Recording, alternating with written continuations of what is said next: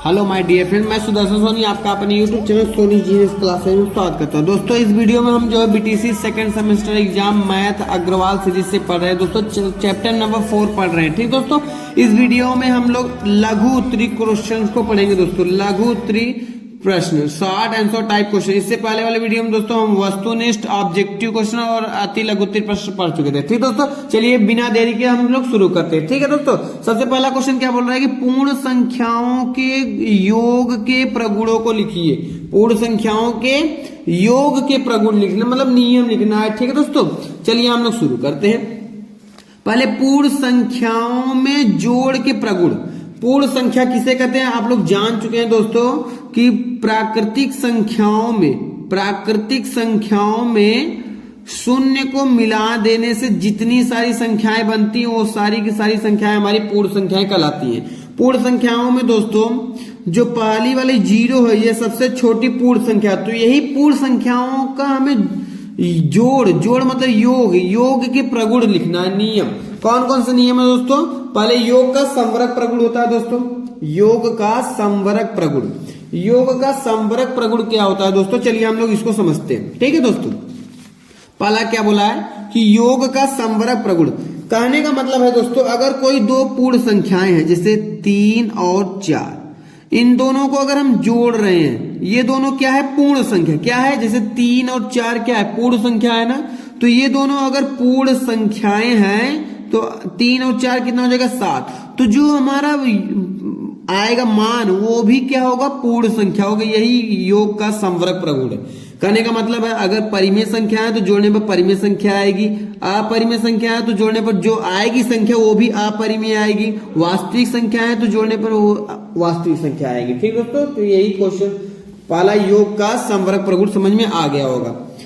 तो हमें पूर्ण संख्याओं पढ़ना है तो पूर्ण संख्या पहली पूर्ण संख्या है, दूसरी भी पूर्ण संख्या है, अगली संख्या जो आएगी जोड़ने पर वो भी हमारी पूर्ण संख्या है। चलिए दूसरा नियम क्या है? योग का क्रम विनिमय प्रगुण। योग का क्रम विनिमय प्रगुण का मतलब होता है जैसे दो पूर्ण संख्याएं 3 + 5, ये दोनों कितनी क्या है? ये दोनों हमारी मतलब की पूर्ण संख्याएं। तो 3 और 5 कितना हो जाएगा? 8। इन दोनों को मैंने पहले 3 लिखा फिर 5 लिखा।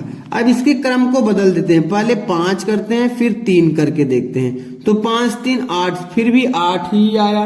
तो यानी क्रम बदलने से भी मान नहीं बदल रहा। जोड़ मतलब योग के प्रगुण में क्रम बदलने पर मान नहीं बदल रहा है। ये हमारा हो गया योग का क्रम विनिमय प्रगुण।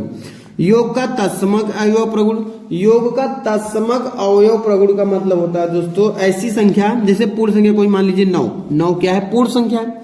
अब इस पूर्ण संख्या में हम क्या जोड़ दें कि 9 ही रहना चाहिए? तो ऐसी संख्या 0 है, 0 जोड़ देंगे तो 9 ही रहेगा। तो यानी पूर्ण संख्याओं में योग का तत्समक अवयव प्रगुण क्या है? 0 है।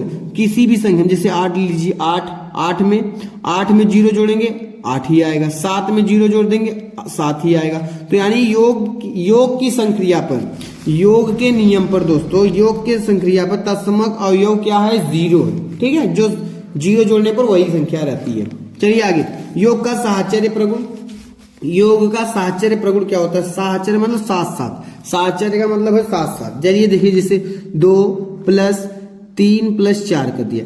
ध्यान देखिए यहां पर मैंने किसको जोड़ा? पहले 3 और 4 को जोड़ रहे हैं, ठीक है, साथ साथ में। और यहां पर मैं बराबर करके देखिए 2 के साथ में 3 को जोड़ देते, बाद में हम 4 जोड़ते। ठीक है, चलिए देखते हैं।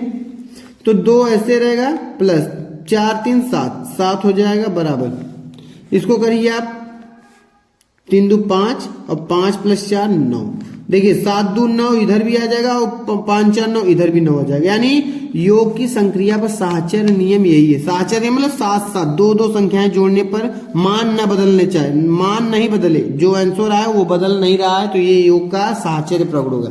ठीक दोस्तों, आशा करता हूँ ये आपको पहला क्वेश्चन कंप्लीट हो गया, पहला क्वेश्चन समझ में आ गया होगा। क्वेश्चन नंबर सेकंड, पहले क्वेश्चन में क्या क्या है? योग का संवरक प्रगुण, योग का क्रम विनिमय प्रगुण, योग का तत्समक प्रगुण और योग का साहचर्य प्रगुण। क्वेश्चन नंबर 2 क्या बोल रहा है कि पूर्ण संख्याओं को घटाने के प्रगुण लिखिए। घटाने के प्रगुण में दोस्तों एक ही नियम होता है, घटाने की संक्रिया पर, पूर्ण संख्याओं में घटाने के प्रगुण में क्रम विनिमय नियम जो है क्रम विनिमय नहीं होता। घटाने की संक्रिया क्रम विनिमय नहीं होती है, यानी क्रम बदलने पर नियम सेम नहीं रहता है। 3 उदाहरण से समझाते हैं हम आपको। देखिए पहला क्या है, जैसे 3 - 2 कर देते हैं हम। 3 में से 2 घटाएंगे कितना आएगा, 1 आएगा। लेकिन अभी मैं इसी को उल्टा कर देता हूं। देखिए अब ऐसे, इसको पहले 2 लिखिए फिर 3 लिखिए, क्रम बदल दीजिए, पहले 2 लिखिए बाद में 3 लिखिए, घटाइए -1 आएगा। ये हमारा 1 क्या है, पूर्ण संख्या है। -1 पूर्ण संख्या नहीं है, पूर्ण संख्या नहीं है। तो यानी क्रम विनिमय घटाने की संक्रिया पर योग का क्रम विनिमय, घटाने की संक्रिया पर क्रम विनिमय नियम नहीं होता। पूर्ण संख्याओं में घटाने का प्रगुण क्रम विनिमय नहीं है, मतलब नहीं होता है। जैसे दूसरा एग्जांपल लेते हैं, जैसे 9 - 4, 9 - 4 कितना, 5 आ जाएगा। फिर 4 में से 9 को घटाएंगे जब, तो कितना आ जाएगा, 5 -5 आएगा। तो यहाँ पर पूर्ण संख्या आ रही है, यहाँ पर पूर्ण संख्या नहीं आ रही है, तो ये क्रम विनिमय नहीं है, यानी घटाने की संक्रिया पर क्रम विनिमय नहीं होता है। तीसरा एग्जांपल ले लेते हैं, जैसे 11 - 3, 11 - 3 कितना आ जाएगा, 8। लेकिन इसी 3 में से -11 घटाएंगे जब उल्टा, तो कितना आ जाएगा, -8। ये हमारा पूर्ण संख्या है, ये हमारा पूर्ण संख्या नहीं है। तो यही नियम था, ठीक है दोस्तों। पहला नियम घटाने की, पूर्ण संख्याओं में घटाने का प्रगुण पहला क्या है, यही एक ही नियम है, क्रम विनिमय नहीं है। पूर्ण संख्याओं में घटाने का प्रगुण क्रम विनिमय नहीं है। 3 उदाहरण से समझाना था, 3 उदाहरण से हमने समझा दिया। अब क्वेश्चन नंबर 3, लास्ट क्वेश्चन, पूर्ण संख्याओं के गुणा के प्रगुणों को लिखिए। पूर्ण संख्याओं के गुणा के प्रगुण लिखना है, पूर्ण संख्याओं के गुणा के प्रगुण। चलिए देखिए दोस्तों, पूर्ण संख्याओं के गुणा के प्रगुण, पूर्ण संख्याओं में गुणा के नियम, यही प्रगुण मतलब नियम। कौन कौन से नियम होते हैं गुणा के? पहला होता है समवर्ग प्रगुण। समवर्ग प्रगुण मतलब जैसे 3 पूर्ण संख्या है, 4 पूर्ण संख्या है, गुणा करने पर जो संख्या आएगी वो भी हमारी पूर्ण संख्या होगी, यही समवर्ग प्रगुण है। गुणा का क्रम विनिमय प्रगुण, जैसे 3 × 2, और फिर पहले 3 लिखा था फिर 2 लिखा था ना, तो अब पहले 2 लिख दीजिए फिर बाद में 3 लिखिए, करिए। 3 दूनी 6, फिर भी 3 2 3 6, दोनों साइड बराबर आया, तो यह क्रम विनिमय है, क्रम विनिमय प्रगुण है। मतलब नियम संख्याओं को, पूर्ण संख्याओं को पहले बाद में लिखकर जो गुणा करना, गुणा का क्रम विनिमय प्रगुण।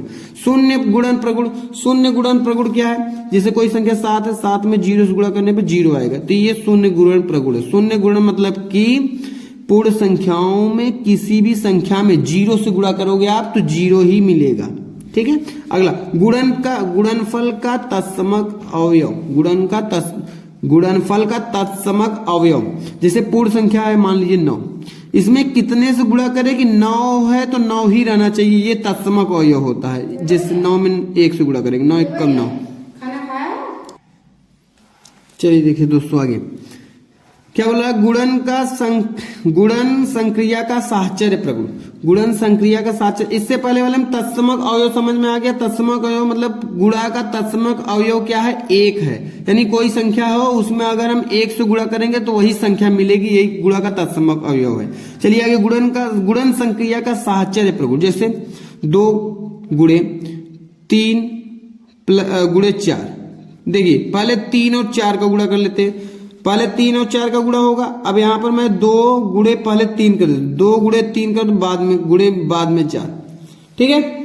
पहले इसका होगा 3 चौक 12, 3 चौक 12, 12 दूनी 24 इधर आ जाएगा, 2 तिहाई 6 और 6 चौके 24, दोनों साइड क्या आ जाएगा, बराबर आ जाएगा, यही है साहचर्य प्रगुण। साहचर्य मतलब 7 7, 2 संख्या ये गुणा हो रहा है, 2 संख्या ये, पीछे वाला पहले हुआ फिर आगे वाले हुआ, लेकिन दोनों साइड क्या आ रहा है, बराबर, यही गुणा का साहचर्य प्रगुण है।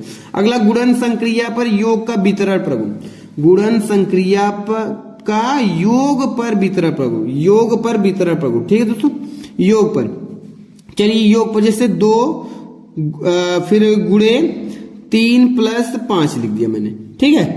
अब इसका वितरण प्रगुण करना है, वितरण मतलब बांट कर, जैसे 2 को पहले 3 से गुणा कर दीजिए, 2 को पहले 3 से, फिर 2 को 5 से, प्लस यहाँ प्लस है, प्लस लगा लीजिए, 2 को 5 से कर दीजिए। चलिए देखिए 2 3 5 3 8, 5 3 कितना हो जाएगा 8, 8 दूनी 16, इधर 16 आ जाएगा, 2 तिहाई 6 और 2 5 10, इधर भी क्या आ जाएगा 16 ही आएगा। यही क्या हो गया हमारा योग पर वितरण प्रगुण। वितरण माने बांट कर, 2 को पहले 3 से फिर 2 को 5 से, 7 बांट लीजिए, फिर गुणा कर दीजिए और जोड़ दीजिए, दोनों साइड बराबर आ जाएगा। अगला नियम क्या है, गुणन संक्रिया पर घटाने का वितरण प्रगुण। घटाने का वितरण प्रगुण ध्यान देखिए, जैसे 3 गुणे 6 - 3 बराबर, देखिए कैसे घटाने की संक्रिया पर, जैसे 3 को 6 से गुणा करिए, 3 को 6 से, फिर माइनस कर दीजिए, अब 3 को 3 से ही कर दीजिए, 3 को 3 से ही गुणा। चलिए देखिए यहां पर 3 गुणे 6 में से 3 के 3 बराबर 3 6 का 18 माइनस 3 त्रिका 9, 3 त्रिका 9 और 18 में से 9 जाएगा 9, दोनों साइड क्या आ गया बराबर। घटाने की संक्रिया पर वितरण नियम, वितरण मैंने बांट कर जोड़ा, बांट कर गुणा किया, 3 को 6 से, फिर 3 को 3 से, 3 को 6 से, 3 को 3 से, बीच में घटा दिया, यही गुणन संक्रिया पर घटाने का वितरण प्रगुण। देखिए दोस्तों, गुणन संक्रिया का योग का वितरण नियम, योग का वितरण नियम या मैं यहाँ पर मैंने छठवें में समझा दिया। ठीक दोस्तों, ये अलग से नहीं है, यही था। ठीक दोस्तों, चलिए आशा करता हूँ अच्छा लगा हो वीडियो। अगर अच्छा लगा हो तो लाइक कीजिए, कमेंट कीजिए, सब्सक्राइब कीजिए दोस्तों। अब मिलेंगे अपने नेक्स्ट वीडियो में, तब तक के लिए धन्यवाद। लाइक कीजिए, कमेंट कीजिए, सब्सक्राइब कीजिए। Thank you.